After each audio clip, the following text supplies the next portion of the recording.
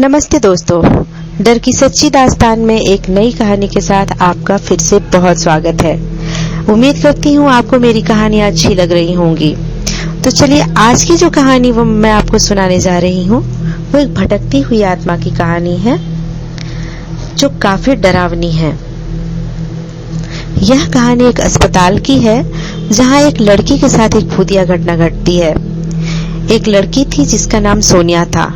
वह एक अस्पताल में काम करती थी। सोनिया बहुत ही खुश थी कि बहुत कोशिश करने के बाद उसके अस्पताल में नौकरी लग गई थी। उसे लग रहा था कि वह अस्पताल में बच्चों के साथ समय बिताने वाली सहायक नर्स की पोस्ट पर है, लेकिन उसे इस बात का पता नहीं था कि उसे एक बहुत ही खतरनाक काम मिला था। वह नाइट शिफ्ट पर काम करती थी और अक्सर रात के समय अकेले ही जगह जगह चक्कर लगाती रहती थी। एक रात उसने अचानक एक कमरे के बाहर अपने सीनियर नर्स के साथ एक मरीज को खड़े देखा। तो सोनिया अपने सीनियर नर्स के पास चली गई और उससे पूछा कि ये मरीज आपसे क्या बातें कर रहा था। सीनियर नर्स ने सोनिया को बताया कि वह मरीज एक अजीब घटना के बारे में बता रहा था। उन्होंने सोनिया को बताया कि उस मरीज को रोज रात को एक लड़की दिखती है और उससे बात करती है। उस मरीज ने सीनियर नर्स से उस लड़की के बारे में बताते हुए कहा कि वो बहुत ही अजीब थी। उसकी आंखें जली हुई थी और उसके हाथ बहुत ही काले थे। सोनिया को इस बात को सुनकर बड़ा आश्चर्य हुआ और सोचा कि शायद यह मरीज पागल हो गया है या फिर उसे भ्रम हो रहा है। रात के करीब 11:30 बजे सोनिया अपनी नॉर्मल चेकअप के लिए वहीं जाती है जहां पर वह मरीज था। वह उस कमरे के बाहर खड़ी होती है और उसे लगता है उसे कोई देख रहा है। उसे अनुभव होता है कि उसके ऊपर कुछ ठंडा हवा सा झोंका चला आ रहा है, उसके हाथों को छूता है।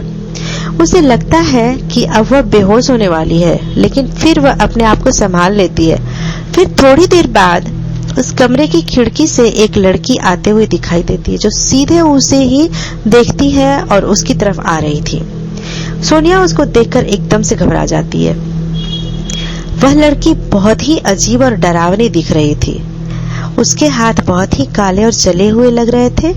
उसके बाल एकदम सफेद थे और आंख आग से की तरह जलती हुई दिखाई दे रही थी। उसका शरीर देखकर सोनिया के डर के मारे हालत खराब हो जाती है और वह उसे देखकर कांपने लगती है।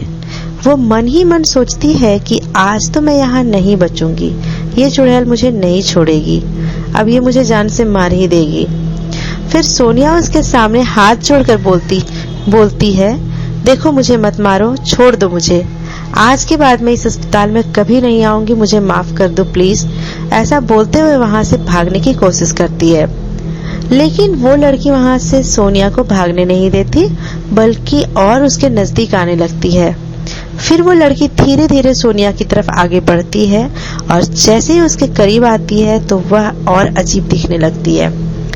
अब सोनिया के पास वहां से भागने का कोई उपाय नहीं सूझता है, इसलिए वह उस कमरे के एक कोने में चली जाती है और वहां अपनी आंखें बंद करके खड़ी हो जाती है।